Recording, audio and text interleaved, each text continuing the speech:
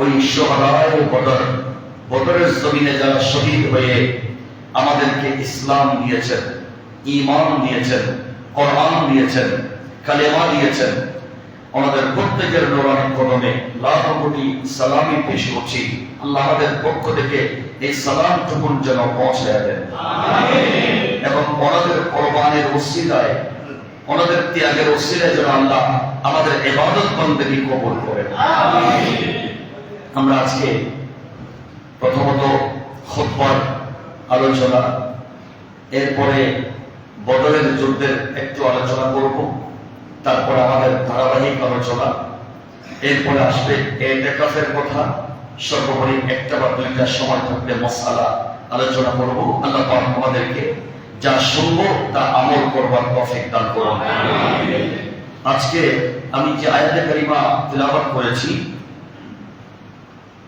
কুতিবা আলাইকুমুস সিয়াম, হে ঈমানদারেরা, ইয়া আইয়ুহাল্লাযীনা আমানু কুতিবা আলাইকুমুস সিয়াম, এখানে কুতিবা মানে ফরিদা, ফরজ করা হয়েছে, সিয়াম সাধনা, যেভাবে তোমাদের পূর্ববর্তীদের উপর আমি আল্লাহ রোজা ফরজ করেছিলাম। তো রোজা ফরজ করেছি কেন করেছি? কারণ আমি আল্লাহ আমার বান্দাদের মধ্য থেকে বাছাই করেছি।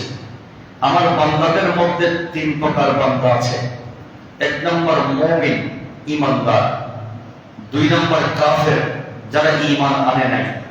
তিন নম্বর মুনাফিক, যারা ঈমান এনেছে কিন্তু ঈমান আনার পরে মুনাফিকি করেছে, অর্থাৎ তাদের ভিতরে একটা বাইরে আরেকটা। এমন যারা ছদ্মবেশী মুসলমান, ভেষধারী যারা ঈমানদার, ওই মুনাফিক। কয় প্রকার? তিন প্রকার। আমি আল্লাহ জান্নাত বানিয়েছি, জাহান্নাম বানিয়েছি। তো জান্নাত কাদের জন্য, জাহান্নাম কাদের জন্য? আল্লাহ বলেন আমি জান্নাত বানিয়েছি আমার ঈমানদার বান্দা, যারা ঈমান এনেছে এবং ভালো কাজ করেছে, আমি তাদের জন্য জান্নাত বানিয়েছি। আর জাহান্নাম কাদের জন্য? জাহান্নাম হচ্ছে কাফেরদের জন্য, এবং যারা ঈমান এনে কালেমা পড়ে মুনাফিকি করেছে, তাদের জন্য হচ্ছে জাহান্নাম। আল্লাহ আমাদেরকে হেফাজত করুন। এখন ঈমানদারদের ভিতরে আল্লাহ আরেকটা এ ক্লাস এবং বি ক্লাস করেছেন। ঈমানদারদের মধ্যে, মুমিনদের মধ্যে আল্লাহ চাইতেছেন না ঈমানদাররা শুধু ঈমানদার হয়ে বসে থাকবেন। আল্লাহ বলেন আমি চাই আমার ঈমানদার বান্দারা মুত্তাকি হবে। মুত্তাকি কাকে বলে? যার অন্তরের মধ্যে আল্লাহর ভয় থাকবে। তো যার কলবের ভিতরে আল্লাহর ভয় প্রবেশ করে, তখন সেই কলব চিন্তা করে, একটা কাজ করার সময় অ্যানালাইসিস করে, গবেষণা করে, আমি যে কাজটা করতে যাচ্ছি, এই কাজটা করলে আমার আল্লাহ কি খুশি হবেন, নাকি অসন্তুষ্ট হবেন, নারাজ হবেন? আর আল্লাহ কি রাজি হবেন নাকি নারাজ হবেন? এটাতে নফস, আমার কলব, আমার অন্তরটা চিন্তা করে, এরপরে সামনের দিকে অ্যাডভান্স হয়। যেখানে আল্লাহ খুশি হয়, যে কাজে আল্লাহ সন্তুষ্ট হয়, সেই কাজটা মুমিনরা করে, আর যে কাজে অসন্তুষ্ট হয় আল্লাহ, সেই কাজ থেকে নিজেকে দূরে রাখে। এটার নাম হচ্ছে তাকওয়া। এই তাকওয়া যাদের অন্তরে ঢুকেছে, ওদেরকে বলা হয় মুত্তাকি। আর মুত্তাকি যখন হয়ে গেছেন, তখন আল্লাহ বলেন যাদের কলবের মধ্যে তাকওয়া এসে গেছে, যারা মুত্তাকি হয়ে গেছে, আমি আল্লাহ এবার বলছি, আমি লৌহে মাহফুজ থেকে যে 30 পারা কোরআন নাজিল করেছি, এই কোরআন যাকে তাকে হেদায়েত করবে না, যাকে তাকে জান্নাতে নিয়ে যাবে না। কোরআন হেদায়েত করে জান্নাত পর্যন্ত পৌঁছাবে। কোরআন তিলাওয়াত করার মাধ্যমে কোরআন সুপারিশ করবে ওই সমস্ত বান্দাদের জন্য যারা মুত্তাকি হয়েছে, যারা তাকওয়া অর্জন করেছে। এখন আমার আল্লাহর কাছে প্রশ্ন করতে মন চায়, মাওলা তুমি আমাদেরকে তাকওয়াবান বানাতে চাও, মুত্তাকি বানাতে চাও, আমরা মুত্তাকি কিভাবে হব? মুত্তাকি হওয়ার জন্য কোন আমল কোন প্র্যাকটিস, কোন ট্রেনিং তুমি কি রেখেছো? তখন আল্লাহ কোরআনে পাকের মধ্যে বলছেন, ইয়া আইয়ুহাল্লাযীনা আমানু কুতিবা আলাইকুমুস সিয়ামু কামা কুতিবা আলাল্লাযীনা মিন ক্বাবলিকুম লাআল্লাকুম তাত্তাকুন। তোমাদেরকে আমি আল্লাহ মুত্তাকি বানিয়ে একেবারে এক ক্লাসের ঈমানদার, অর্থাৎ আমি আল্লাহর প্রিয় বান্দা বানাতে চাচ্ছি। আর সেই প্রিয় বান্দা মুত্তাকি বানাবার জন্য আমি আল্লাহ টানা 1 মাস সিয়াম সাধনা তোমাদেরকে দিলাম। এই সিয়াম সাধনার মাধ্যমে 30 দিন ট্রেনিং করে তোমরা 30 দিন তোমরা সিয়াম সাধনা করে সাহারি ইফতার করে তাওবা ইস্তেগফার করে নামাজ কালাম পড়ে ইবাদত বন্দেগী করে তোমরা ট্রেনিং দিবা 1 মাস। এই 30 দিনের ট্রেনিং এর ভিতর দিয়েই আমি আল্লাহ তোমাদেরকে মুত্তাকি বানিয়ে দেব। আর যাদের কলবে আল্লাহর ভয় থাকবে, তাকওয়া থাকবে, তাদের জন্য জান্নাত সিঙ্গেল নয়, তাদের জন্য জান্নাত ডাবল। কোথায় আছে? কোরআনে পাকের মধ্যে, ওয়ালিমান খাফা মাকাম রাব্বিহি জান্নাতান। আল্লাহ বলছেন, যারা আমার আল্লাহকে ভয় করবে, আমি মওলাকে যারা অন্তরের মধ্যে ভয় রেখে কাজ করবে, আমি আল্লাহ শুভ সংবাদ দিচ্ছি, এই মুত্তাকি বান্দারা যাদের কলবে আমি আল্লাহর ভয় আছে, আমি তোমাদেরকে শুভ সংবাদ দিচ্ছি, গুড নিউজ দিচ্ছি, তোমাদের জন্য জান্নাত একটা নয়, বরং তোমাদের জন্য জান্নাত ডাবল। তো ডাবল নিয়ামত পেতে চাইলে তাকওয়া আমাদের অন্তরে থাকতে হবে। সেই তাকওয়া বান আমাদেরকে বানাবার জন্যই আল্লাহ আমাদেরকে মাহে রমাদান দিয়েছেন। রব্বুল ইজ্জত এই রমাদানুল মুবারকের মাধ্যমে আমাদেরকে শেষ দিনে ঈদুল ফিতরের দিনে মুত্তাকি হয়ে মুত্তাকির লেবাস পরে নিজের আত্মাকে সংশোধন করে জান্নাতি মানুষ হওয়ার তৌফিক দান করুন। মুহাম্মাদের রসূল পড়ি, আল্লাহুম্মা সাল্লি আলা সাইয়্যিদিনা মুহাম্মাদ নবিয়িনা।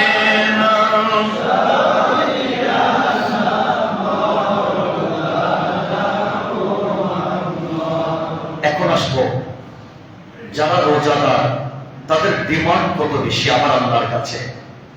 রোজাদারদের কি ডিমান্ড, রোজাদারদের কি মূল্য মাওলার দরবারে, এটা আমার নবীর একটি হাদিস আমরা গবেষণা করলে সেখান থেকে বেরিয়ে আসে যে আমরা এর সিয়াম সাধনার মাধ্যমে আল্লাহর দরবারে অতুলনীয় বান্দা হয়ে গেছি।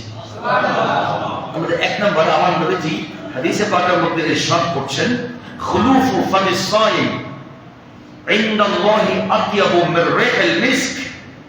নবীজি বলছেন, রোজাদারের মুখের যে সেন্ট, মুখের যে দুর্গন্ধ, পাকস্থলী খালি হওয়ার কারণে মুখ দিয়ে একটা যে দুর্গন্ধ বের হবে, আমার নবী বলেন এটা দুনিয়াবী দৃষ্টিতে তোমাদের নাকের মধ্যে হয়তো দুর্গন্ধ বলে মনে হচ্ছে, কিন্তু আমি আমার আল্লাহর পক্ষ থেকে তোমাদেরকে শুভ সংবাদ দিচ্ছি, রব্বুল আলামিনের কাছে রোজাদারদের মুখের গন্ধ আমার আল্লাহর কাছে মিশকে আম্বরের চাইতে খুশবু বেশি। মওলার কাছে কত বেশি গুরুত্ব রোজাদারের মুখের সেন্টটা। আমি আরেকটু করে যদি আপনাদেরকে সামনের দিকে নিয়ে যাই, মুসা কালিমুল্লাহ, আল্লাহর জলিলুল কদর পয়গম্বর, ওনাকে আল্লাহ তাওরাত দিবেন, মুসা ইসলামকে কিতাব দিবেন, আসমানি কিতাব। সেই তাওরাত দেওয়ার জন্য মুসা ইসলামকে আল্লাহ বলেছেন, হে মুসা, আপনি 1 মাস 30 দিন টানা রোজা রাখবেন, তারপরে তুর পাহাড়ের মধ্যে আসবেন, আমি আপনাকে আসমানি কিতাব তাওরাত দান করব। মুসা ইসলাম আল্লাহর কথা মতো 30 দিন একটানা রোজা শুরু করে দিয়েছেন। রোজা রাখতে রাখতে রাখতে রাখতে পেট তো খালি, তখন পেট যখন খালি, স্বাভাবিক মানবীয় কিছু কোয়ালিটি, মানবীয় কিছু বৈশিষ্ট্য আছে, সেটা হচ্ছে পাকিস্তানি থেকে একটা গন্ধ, একটা সেন্ট মুখ দিয়ে বের হবে। তো মুসা আলাইহিস সালাম 30তম দিনে যখন আল্লাহর কাছে যাচ্ছেন, উনি চিন্তা করলেন, আমি একজন নবী, আমাকে আল্লাহ কিতাব দিবেন, আমি রোজা রাখার কারণে আমার মুখ দিয়ে একটু গন্ধ বলে মনে হচ্ছে, তা আমার আল্লাহর কাছে এটা তো হয়তো ভালো লাগবে না, মুখের দুর্গন্ধটা দূর করে দেওয়া দরকার। এজন্য মুসা আলাইহিস সালাম কি করছেন? মিসওয়াক করেছেন। সুবহানাল্লাহ, কি করেছেন? মিসওয়াক করেছেন। আমি আজকের জুমাতে আপনাদেরকে অনুরোধ করব, আমরা আজকে থেকে চেষ্টা করব মরণ পর্যন্ত প্রতি 5 ওয়াক্তের মধ্যে অন্তত 5 ওয়াক্তে 5 বার ওযু করার সময় আমরা মিসওয়াকটা করার চেষ্টা করব। রোজা রেখে দাঁত ব্রাশ করা পেস্ট দিয়ে মাকরুহ, কিন্তু রোজা রেখে মিসওয়াক করা মাকরুহ না, মিসওয়াক করা ইবাদত। এজন্য মিসওয়াক করতে পারবেন। মুসা ইসলাম মিসওয়াক করলেন, মিসওয়াক যখন করেছেন তো মুখ থেকে গন্ধ চলে গেছে। এখন মুসা ইসলাম তুর পাহাড়ের মধ্যে গেলেন, আল্লাহ আমি এসেছি আপনার দরবারে, মাওলা তুমি আমাকে কিতাব দান করবা। আল্লাহ বলেন, মুসা আজকে তোমাকে কিতাব দেওয়া হবে না। মুসা ইসলাম বলেন, কেন? বলে, কারণ আমি আপনাকে বলেছি রোজা রেখে আমার কাছে আসতে। মুসা ইসলাম বলেন, আল্লাহ আমি রোজা রেখেছি তো, রোজা অবস্থায় তো এসেছি। বলেন, না, রোজা রাখলে তো স্বাভাবিক আমার বান্দার পেট খালি হবে, খানা বন্ধ থাকবে, পানি বন্ধ থাকবে। আমি আল্লাহর ভয়ে, আমি আল্লাহকে রাজি করার জন্য তুমি দুনিয়াদারি সব খারাপিরা বন্ধ করে দিয়েছো, সব খারাপ কাজ স্টপ করে দিয়েছো, এটা তো আমি আল্লাহ জানি।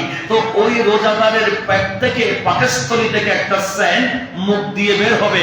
মুসা আপনার মুখ দিয়ে সেই সেন্টটা আমি পাচ্ছি না।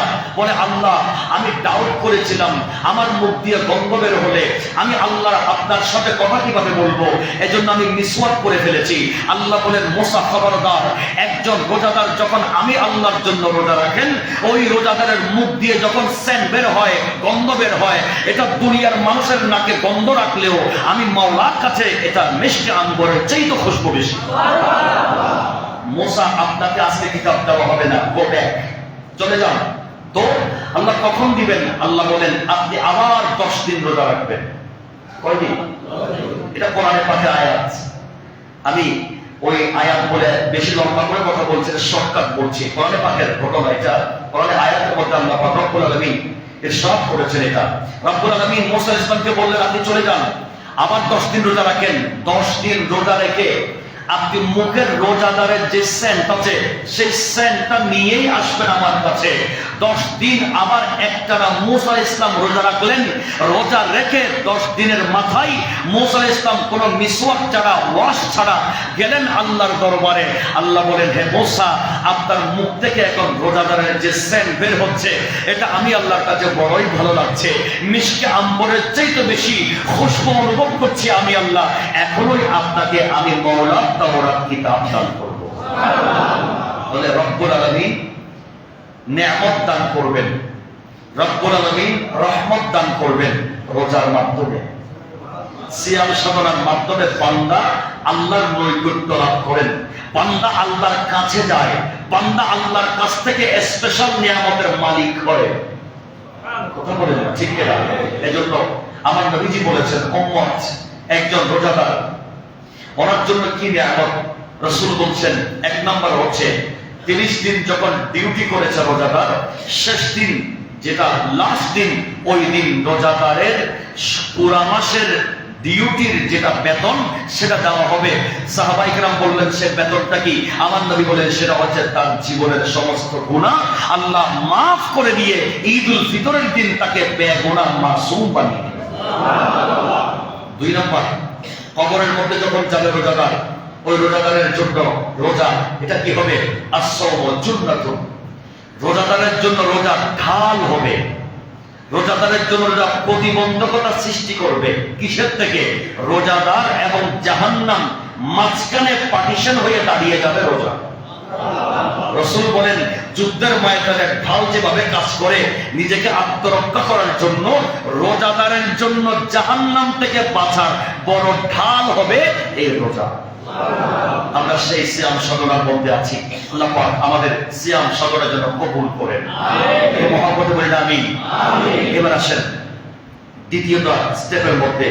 আমার প্রিয় নবী রাসূল আরবি সাল্লাল্লাহু আলাইহি ওয়াসাল্লাম ইরশাদ করছেন, উম্মত যখন তোমরা রোজা রাখবা, খারাপ কথা বলবো না, ফাহিশা কথা বলবো না, অযথা গল্প করবে না। যখন টাইম পাও কাজে লাগাও, কারণ এই সুযোগ সীমিত সময়ের জন্য। 1 মাসের একটা প্যাকেজ আল্লাহ দিয়েছেন। অন্যান্য সময়ে তাসবিহ পড়লে সওয়াব আছে, তাহলিল পড়লে সওয়াব আছে, কিন্তু আল্লাহ অন্য সময়ের জন্য আমার নবীর মাধ্যমে এটা বলেন নাই এক একটা তসবির বিনিময়ে একটা একটা বিল্ডিং আল্লাহ জান্নাতে দিবেন। এটা অন্য মাসের জন্য নয়, এটা শুধু রমজানের জন্য। আমরা গল্প গুজবে মত্ত না হয়ে যখন সময় পাই একটু লা ইলাহা ইল্লাল্লাহ ইল্লাল্লাহ আল্লাহু সুবহানাল্লাহ এই তাসবিহ এবং তাহলিল গুলো তো পড়তে পারি। আল্লাহ তৌফিক দান করুন। এখন আসেন, আপনি অযথা কথা বলছেন না, আপনি ঝগড়া করতেছেন না, কিন্তু আপনার সাথে কোনো মানুষ ঝগড়া করতে চাচ্ছে, তখন কি করবেন? তখন আমার নবী বলছেন, তুমি তাকে জানিয়ে দাও, হে আল্লাহর বান্দা, তুমি আমার সাথে ঝগড়া করতে চাইও না, কারণ আমি রোজাদার, আমি ঝগড়া করতে পারবো না, অযথা কথা বলতে পারবো না, আমি বাড়তি কথা বলা সম্ভব নয়, যেহেতু আমার জিহ্বা, আমার কণ্ঠ রোজা রেখেছে, আমার আপাদ মস্তক রোজা রেখেছে, সুতরাং আমি রোজা অবস্থায় একমাত্র আল্লাহ যা সন্তুষ্ট হবে যে কাজে, আমি সেই কাজটাই করতে পারবো, যে কাজে আল্লাহ অসন্তুষ্ট হবেন আমি সে কাজ করতে পারবো না। একটু বড় করে বলি সুবহানাল্লাহ। আল্লাহ যেন আমাদেরকে তৌফিক দান করেন। এখন আসেন, রব্বুল আলামিন আকরামুল হাকিমিন রোজাদারের জন্য দুইটা খুশি রেখেছেন। একজন রোজাদারের জন্য খুশি কয়টা? দুইটা। তখন সাহাবায়ে কেরাম বললেন, নবী গো, একজন রোজাদারের জন্য দুইটা খুশি আছে, সেই দুইটা খুশিগুলো কি কি? আমার নবী বলেন, একটা হচ্ছে দুনিয়াতে আর একটা হচ্ছে আখিরাতে। তো দুনিয়ার খুশি কোনটা? আমার নবী বলেন 12 ঘন্টা 13 ঘন্টা 14 ঘন্টা রোজা রাখার পরে আমার উম্মত যখন ইফতারের সামনে নিয়ে বসবে, এই যে সময় একেবারে কাছাকাছি, ইফতারের টাইম একেবারে কাছাকাছি, তখন ওই ইফতার সামনে নিয়ে নড়াচড়া করা, ইফতারের সময়ে ইফতার সামনে নিয়ে ওয়েট করা, এটা অনেক আনন্দের বিষয়। যে আনন্দ পৃথিবীতে অন্য খাবার সামনে নিলে অন্তরে আসে না, ইফতার সামনে নিলেই সেই আনন্দটা রোজাদারের অন্তরে চলে আসে। এটা হচ্ছে দুনিয়ার খুশি। আর দ্বিতীয় খুশি হচ্ছে কিয়ামতের ময়দানে আল্লাহ সবার সাথে পর্দার আড়াল থেকে কথা বলবেন। কিন্তু যারা রোজাদার সিয়াম সাধনা করেছে, আমার রাসূল বলেন, উম্মত তোমরা যারা সিয়াম সাধনা করেছো, তোমাদের সাথে আমার আল্লাহ পার্টিশন রেখে কথা বলবেন না। আল্লাহ 70,000 পর্দা তোমাদের জন্য তুলে দিবেন এবং মাওলা তোমাদেরকে ডাইরেক্ট সাক্ষাৎ দান করবেন। এর চেয়ে বড় নিয়ামত আর কি হতে পারে? আমরা একজন এমপির সাথে দেখা করতে গেলে কত না সিস্টেম ফলো করতে হয়, স্টেপ বাই স্টেপ। পিএস এর সাথে আগে ওয়েটিং রুমে, এরপরে আরেক রুমে, তারপরে শিডিউল নিয়ে এমপির সাথে দেখা, মন্ত্রীর সাথে দেখা, কথা বলেন ঠিক না? একজন মন্ত্রীর সাথে যখন আপনি এতগুলো স্টেপ পার করে দেখা যখন হয়ে গেছে, আপনার মনে এত বেশি আনন্দ, পৃথিবীতে আপনি তখন অন্য কিছু পেলে এত আনন্দিত হতেন না। একজন মহান ব্যক্তির সাথে দেখা করতে পেরে, সাক্ষাৎ করতে পেরে আপনি যে খুশি হয়েছেন। আমার নবী বলেন, উম্মত পৃথিবীর জমিনে একজন ঈমানদারের জন্য সবচেয়ে বড় পাওনা হচ্ছে আমার মাওলার সাথে দিদার করা। তার চাইতে বড় নিয়ামত আর দ্বিতীয় হতে পারে না। হে রোজাদার উম্মতেরা, তোমরা জেনে রাখো, যদি সঠিকভাবে রোজা পালন করতে পেরেছো, সিয়াম সাধনা করতে পেরেছো, রমজানকে সম্মান দিতে পেরেছো, আমি রাসূলুল্লাহ তোমাদেরকে জানিয়ে দিচ্ছি, তোমাদের সাথে আমার আল্লাহ সাক্ষাৎ দিবেন কিয়ামতের ময়দানে। পর্দার অন্তরাল থেকে নয়, বরং তোমাদেরকে ডাইরেক্ট মোলাকাত দান করে দিবেন। তো যাদেরকে আল্লাহ ডাইরেক্ট মোলাকাত দিবেন, তাদেরকে কি জাহান্নাম দিবেন? দিবেন না। মুসা ইসলাম একদিন আল্লাহকে জিজ্ঞেস করেছিলেন, মাওলা আপনি দুনিয়াতে আমার সাথে কথাবার্তা বলেন, দূর পাহাড়ে আসি আপনার সাথে কথা হয়, মাওলা এভাবে আপনি কি আর কারোর সাথে কথা বলেন, আর কাউকে কি আপনি দিদার দিবেন? তখন আমার আল্লাহ জবাব দিলেন, মুসা তুমি মনে করেছো শুধু তোমার সাথে কথা বলছি, আমি আল্লাহ তোমাকে ধন্য করেছি, আমি আর কারোর সাথে কথা বলি না, বা আর কারোর সাথে আমার কানেকশনটা আমি একেবারে কাছে আনি না, এটা মনে করিও না। বলে আল্লাহ সেটা কি?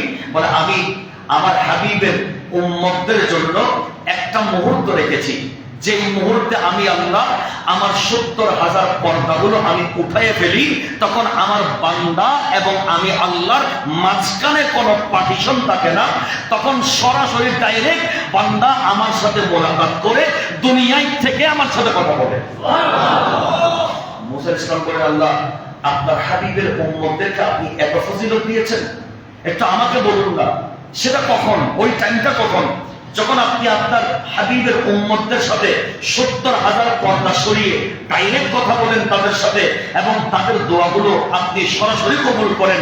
তখন মূসা আলাইহিস সালামকে আমার আল্লাহ বলেছেন, মূসা, আমার নবীর উম্মতরা 30 রমজান পর্যন্ত সিয়াম সাধনা করে যখন সারা দিন রোজা রেখে ইফতার সামনে নিয়ে যখন বসে, ওই ইফতারের পূর্ব মুহূর্তে আমার বান্দারা যখন আমি মাওলার কাছে হাত তুলে দোয়া করে, আল্লাহ আমার রোজা কবুল করো, আমার জীবনের গুনাহ মাফ করো, আমাকে জান্নাত দান করো, এইভাবে যখন বান্দা আমার কাছে ফরিয়াদ করে, আমি আল্লাহ ইফতারের মুহূর্তে আমার বান্দা এবং আমি আল্লাহর মাঝখানে যেই 70,000 পর্দা আছে, রোজাদার এবং আমার মাঝখানের সমস্ত পর্দা আমি আল্লাহ তুলে ফেলি, আমি আমার বান্দার সাথে ডাইরেক্ট মোলাকাত দিয়ে সরাসরি দোয়া কবুল করে নিই। এখন দেখেন একজন রোজাদারের কি ফজিলত, কি গুরুত্ব আমার আল্লাহর কাছে। মাওলা আমাদেরকে সঠিক রোজাদার হয়ে প্রত্যেক ইফতারের পূর্ব মুহূর্তে দুরূদ শরীফ পড়ে দোকানে হাত তুলবো, আল্লাহর দরবারে দোয়া করব। তখন মাওলা আর বান্দা, আল্লাহ এবং বান্দার মাঝখানে কোনো পার্টিশন থাকে না, একেবারে মুক্ত, সরাসরি কবুল। এজন্য ইফতারের পূর্ব মুহূর্তে বেশি দোয়া করবেন, আমরা বেশি বেশি দোয়া করবো আমার কাছে, এবং দরুদ শরীফের মাধ্যমে বিসমিল্লাহ পড়েই আমরা ইফতার শুরু করব। আল্লাহ যেন তৌফিক দান করেন। দরুদ শরীফ পড়ি, আল্লাহুম্মা সাল্লি আলা সাইয়্যিদিনা মুহাম্মাদ নবিয়িনা।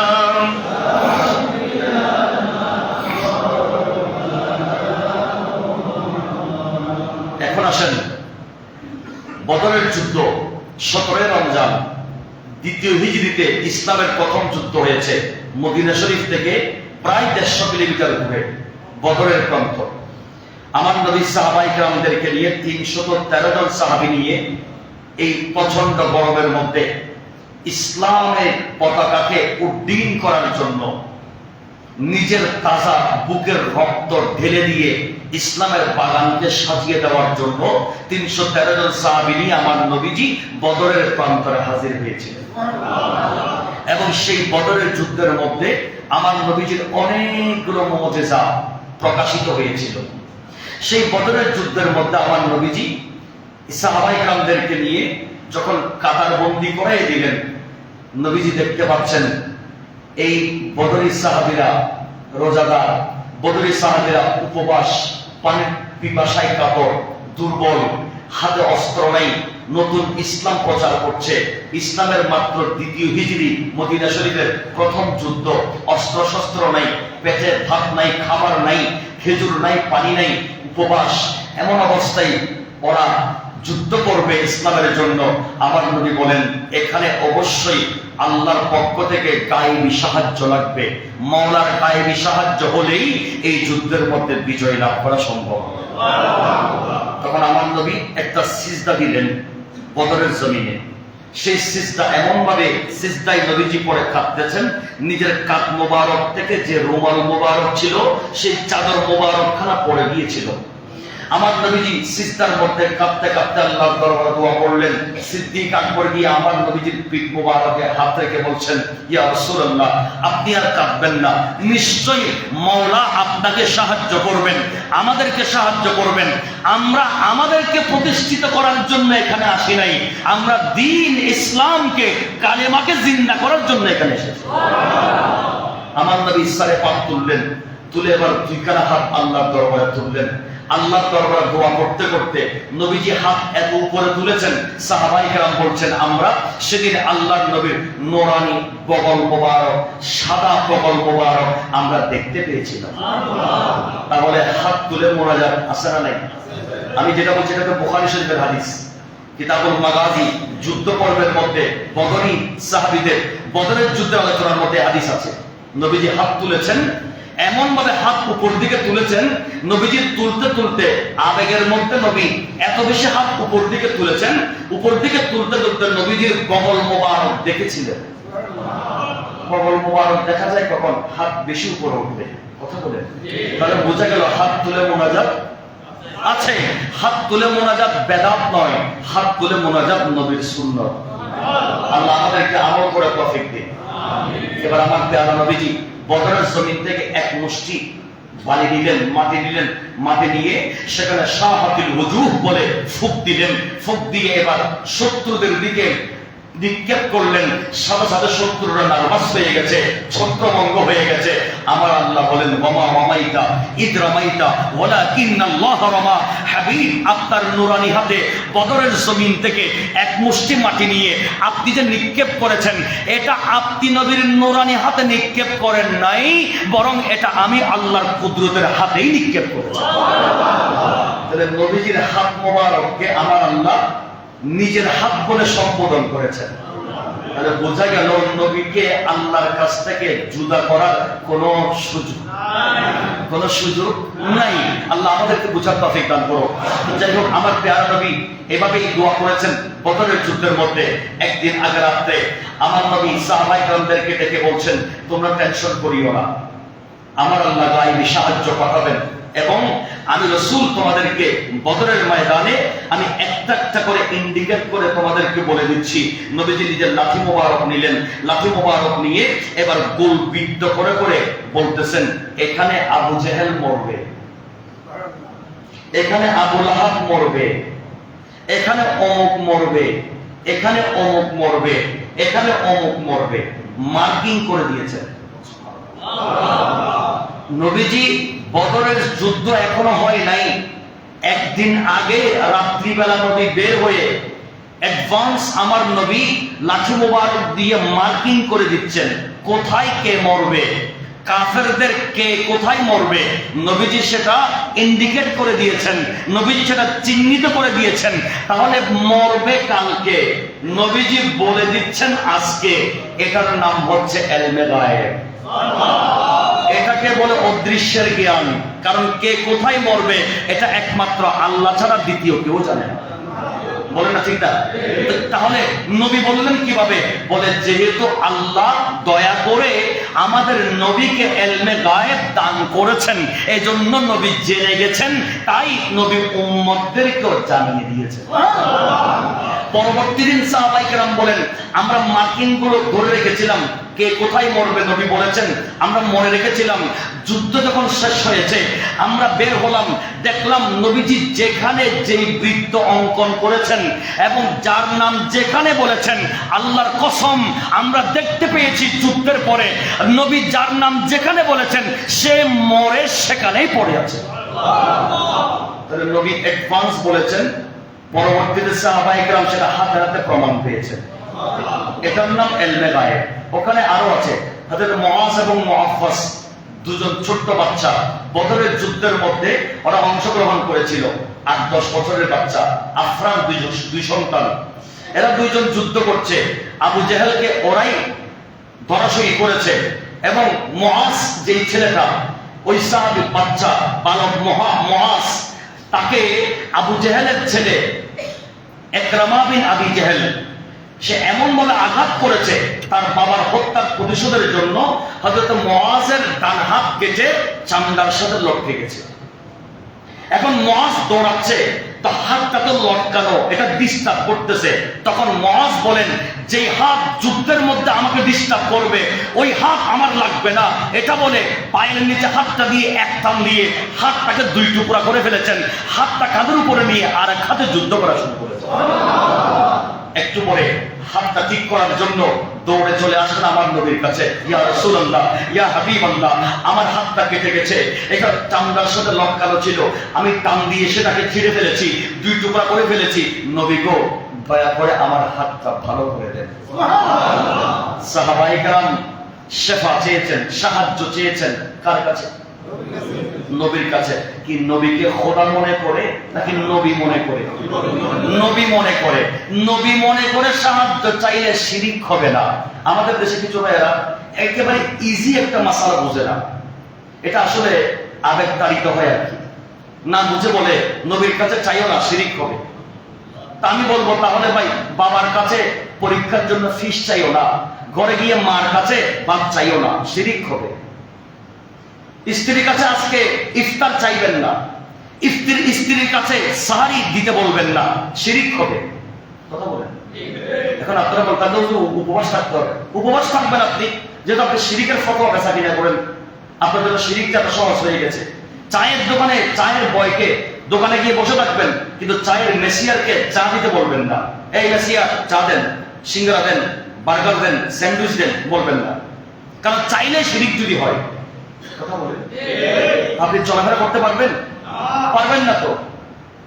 আপনি যদি চাইলে শিরিক ফতোয়া দেন, তো ডাক্তারের কাছে গিয়ে বলেন কেন, ডাক্তার সাহেব আমাকে চিকিৎসা করে তাড়াতাড়ি ওষুধ দেন, আমি যেন ভালো হয়ে যাই। তো ডাক্তার কিভাবে ভালো করবে? ভালো তো করবে আল্লাহ।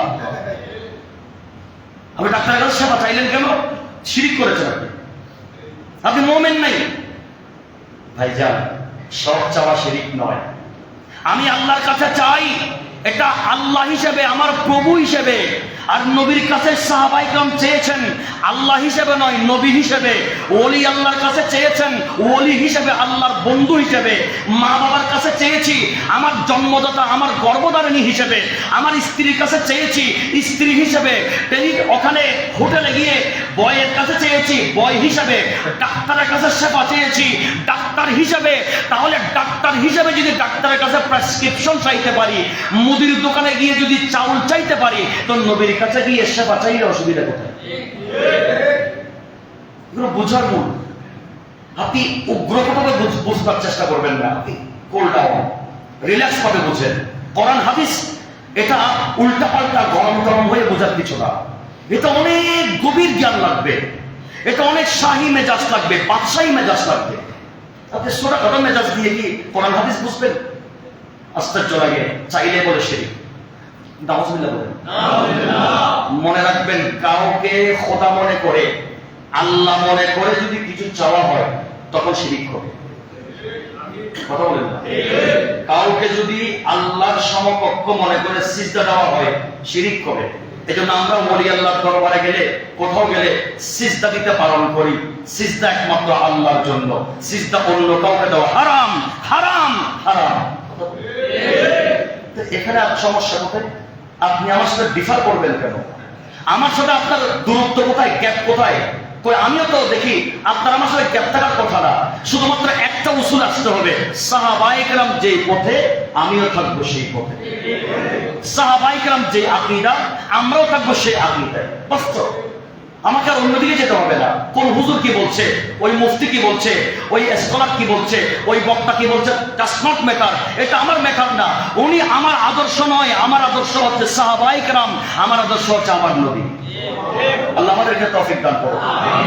মুআজ বদরের যুদ্ধের ময়দানে নবীর কাছে গিয়ে বললেন, ইয়া রাসূলুল্লাহ, আমার হাতটা ভালো করে দেন, সুস্থ করে দেন।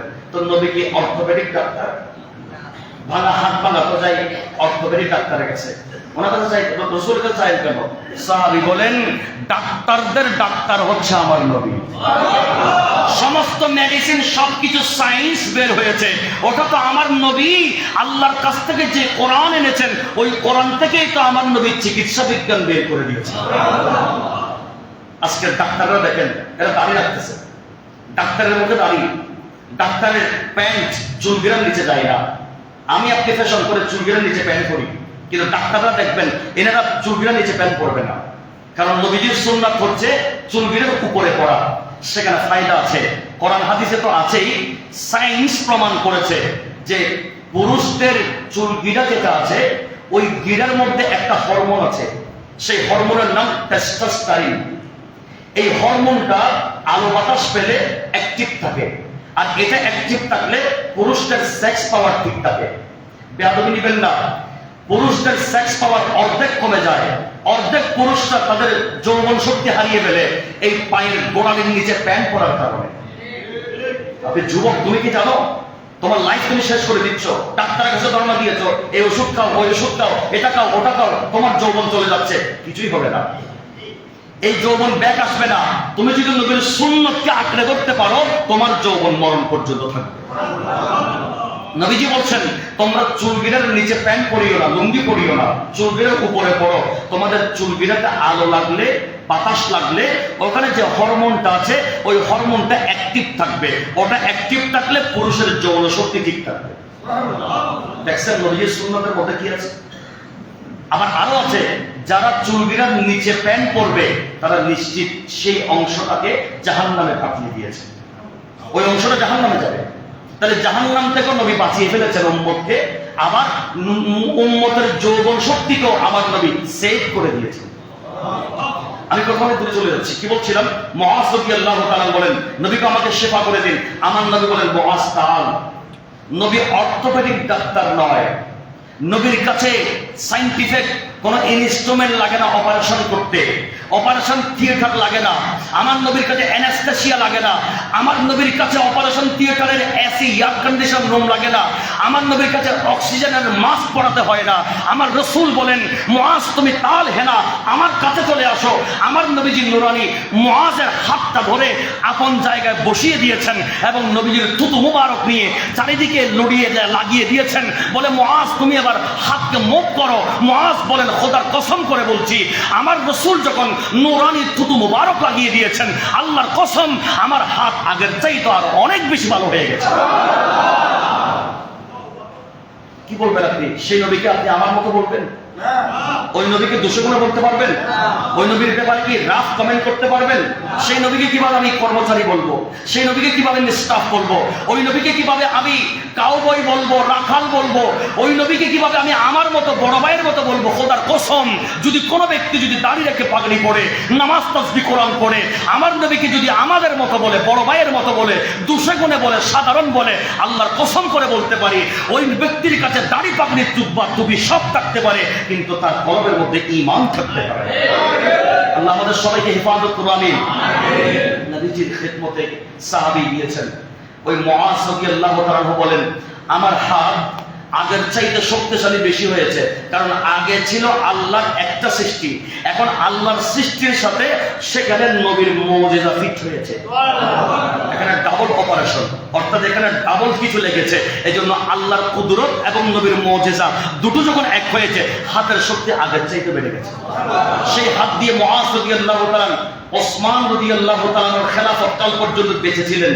ততদিন পর্যন্ত কখনো কোনো ইনফেকশন, কখনো কোনো পেইন, কখনো কোনো ব্যথা অনুভব করে নাই, এবং হাত ইজিলি মুভ করতেন। সবচেয়ে বেশি আগের চাইতে শক্তিশালী হাত। নবীজি শেফা দিতে পারেন, সুস্থ করে দিতে পারেন। নবীকে এই ক্ষমতাকে দিয়েছেন। এই জিনিসটা আমাদের মাঝে সেটা করতে হবে। আল্লাহ যেন তৌফিক দান করেন। আলিয়ার কথা বলাচ্ছি না। 20 রমজান ইতিকাফ শুরু হবে। 20 রমজান ইফতারের আগে, সূর্য অস্ত যাওয়ার আগে 20 রমজান এলাকার সবার উপরে ইতিকাফ সুন্নতে মুআক্কাদা আলাল কিফায়া, এটা মাসআলা। ইতিকাফ থাকা, মসজিদের মধ্যে 10 দিন লাইলাতুল কদর তালাশ করার জন্য ইতিকাফ থাকা সুন্নতে মুআক্কাদা আলাল কিফায়া। এখন এই ইতিকাফের মধ্যে সবাই তো থাকতে পারবে না, এজন্য আমার নবী কিফায়া লাগিয়ে দিয়েছেন। কিফায়া মানে গোটা এলাকার পক্ষ থেকে যদি একজন ব্যক্তি যদি ইতিকাফ রাখে, সবার পক্ষ থেকে আদায় হয়ে যাবে। এটা আমাদের জন্য বড় সুযোগ না? নাইলে আমরা মার্কেটে যেতে পারতাম না, আমরা এদিক সেদিক মুভ করতে পারতাম না, সবাই মসজিদ ঢুকে যেতে হতো। দেখছেন কত ইহসান করেছেন, ইসলাম কত সহজ। তো এখন সেই ইতিকাফ থাকলে, সেই ইতিকাফ যিনি থাকবেন তার কি ফজিলত? বাইহাকি শরীফের মধ্যে একটা হাদিস নোট হয়েছে। আমার প্যারা নবী রাসূল আরবি সাল্লাল্লাহু তাআলা আলাইহি ওয়াসাল্লাম ইরশাদ করছেন, যে ব্যক্তি মান ইতিকাফা 10 রমাদান কানা কাহাজ্জাইন ওয়া উমরাইন, যে ব্যক্তি আল্লাহর সন্তুষ্টির জন্য ইতিকাফ থাকবে, আল্লাহ তাকে তার আমলনামাতে 2টা হজ এবং 2টা উমরা হজের সওয়াব দান করবে। সুবহানাল্লাহ। আমি আপনি হজ করা হয়তো টাফ, অনেকের জন্য সো টাফ। অনেকের জীবনে একবার আল্লাহর ঘরে যাওয়ার স্বপ্ন আছে, কিন্তু সাধ্য নেই। কথা বলে হজ করা তো অনেক উপরে, উমরা করতে যেই 1.5 থেকে 2 লক্ষ টাকা খরচ হয়, সেটা খরচ করে যাওয়ার অনেকের সাধ্য নেই। কিন্তু আমার নবী বলে, উম্মত টেনশন করিও না, তোমাদের মুখ পেরেশান থাকবে, এটা আমি নবী কখনো চাই না। আর আমি রাসূলুল্লাহর চেহারা পেরেশান থাকবে, এটা আমার আল্লাহ চাই না। আমার আল্লাহ চাই আমি নবীর নূরানি জবানে হাসি, আর আমি নবী চাই আমার উম্মতের জবানে হাসি। উম্মত হাসলে আমি হাসি, আর আমি হাসলে আমার আল্লাহ হাসেন। আমার উম্মত পেরেশান হলে আমি পেরেশান, আমি পেরেশানিতে থাকলে আমার আল্লাহ পেরেশান। উম্মত টেনশন করিও না, তোমাদের জন্য হজের সওয়াব আমি এনেছি। তোমাদের জন্য যাদের যোগ্যতা নাই, টাকা পয়সা নাই, যেতে পারছো না, অথবা ফিজিক্যাল ফিটনেস নাই, আমি রাসূল বলছি তুমি তোমার ঘরে তোমার মা এবং বাবার দিকে মুহাব্বতের নজরে তাকাও। একবার তাকাবে, আমি আল্লাহ, আমার আল্লাহ তোমার আমল নামাতে একটা একটা হজের সওয়াব দান করবে। আর রমজান মাস যখন এসেছে 10 দিন ইতিকাফ থাকবা। আপনি থাকবেন না আমি থাকবো না, আপনি থাকবেন না আমি থাকবো না, আপনি থাকবেন না থাকবো না।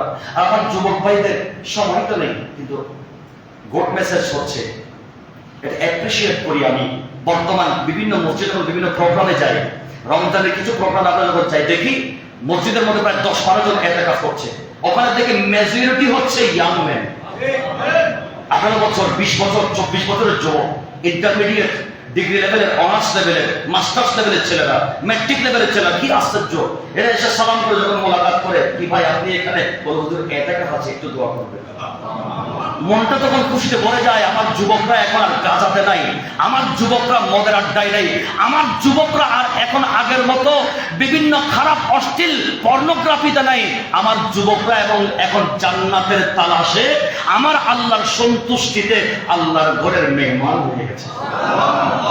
সেই যুবকদেরকে, আমার যুবকদেরকে আহ্বান করব, এখনো আরো প্রায় 7 দিন সময় আছে, ডিসিশন মেক করেন, আপনি ডিসিশন রেডি করেন। এইবার ইনশাআল্লাহ আমাকে সুস্থ রাখলে আল্লাহ ইতিকাফ থাকবো। একটা ইতিকাফ সওয়াব তো, অন্যগুলো তো আমি মাথার উপর রাখলাম, এক পাশে রাখলাম। মিনিমাম 2টা হজের সওয়াব, 2টা উমরা হজের সওয়াব। এই ইতিকাফের গুরুত্ব বেশি না কম? ইতিকাফকারীদের জন্য দোয়া করবেন এবং ইতিকাফকারীদের সাথে মোলাকাত করবেন, এনাদের সাথে বসবেন, এনাদের খবরাখবর রাখবেন, এনাদের সাথে মত বিনিময় করবেন, কুশল বিনিময় করবেন। আল্লাহ যেন তৌফিক দান করেন।